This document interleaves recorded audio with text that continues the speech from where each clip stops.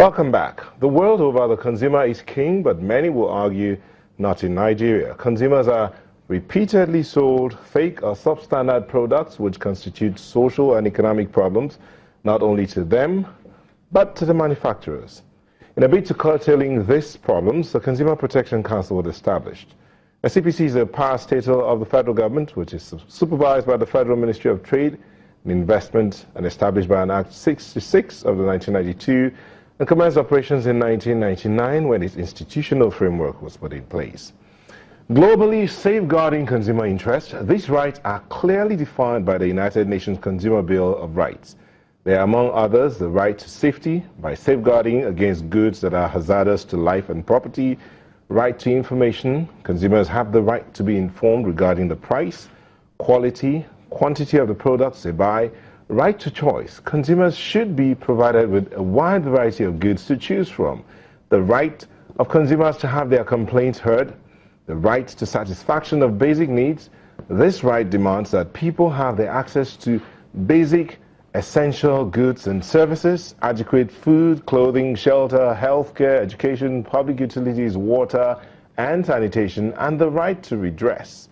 Consumers have the right to seek redress regarding their complaints. Whew. Deep breath. When you talk about consumer rights, you begin to wonder how many of these rights are adhered to in Nigeria and protected. But we do have the Director General of the Consumer Protection Council here to help us understand the rights and how they are protected in Nigeria. Mrs. Dupe Atoki, thank you for joining us.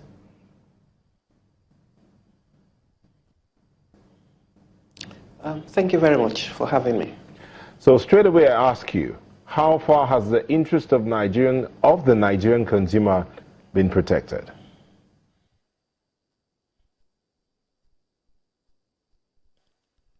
Thank you. You've reeled out lots of rights and you had to catch your breath, really, at the end of the day, which shows some level of detailing there. But I would say that to a large extent, a lot of those rights have been protected. Maybe I could say that the right to adequate clothing, shelter, and feeding, that will definitely not be within what the consumer protection can guarantee, that you will have a home, that you have a food to eat.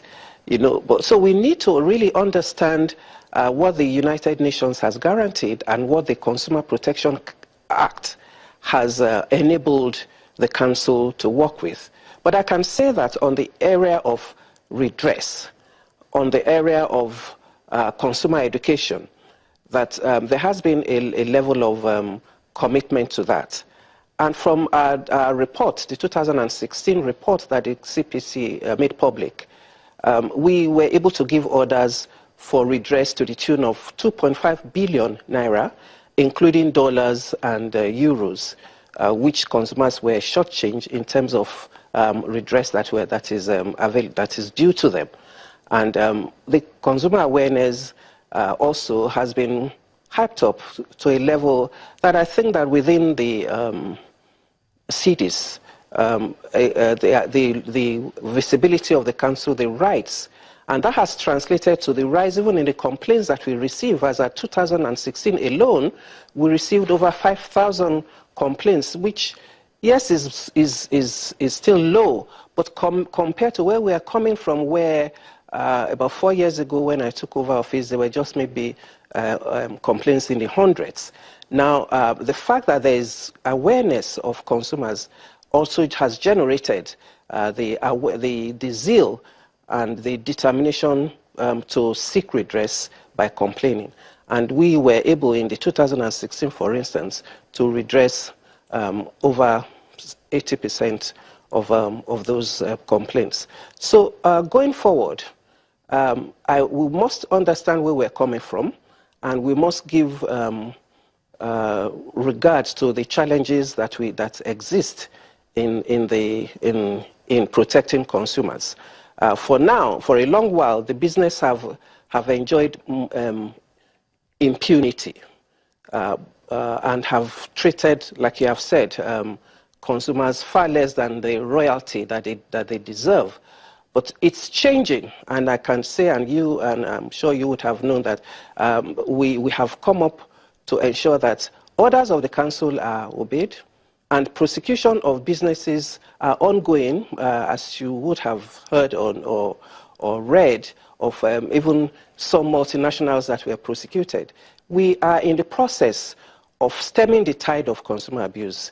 It is gradual, but we are taking good strides in one, raising consumer awareness to know their right to be assertive and to complain and not grumble within. Two, engaging businesses to realize that they have the obligation to give value to consumers.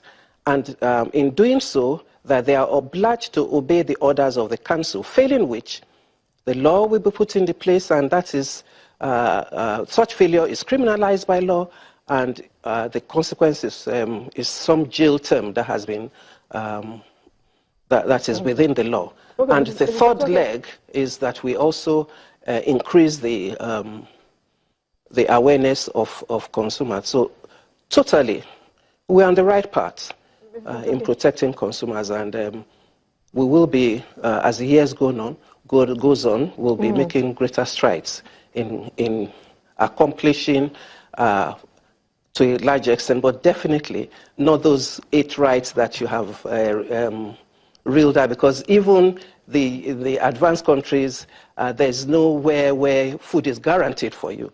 There may be some social structures in place to guarantee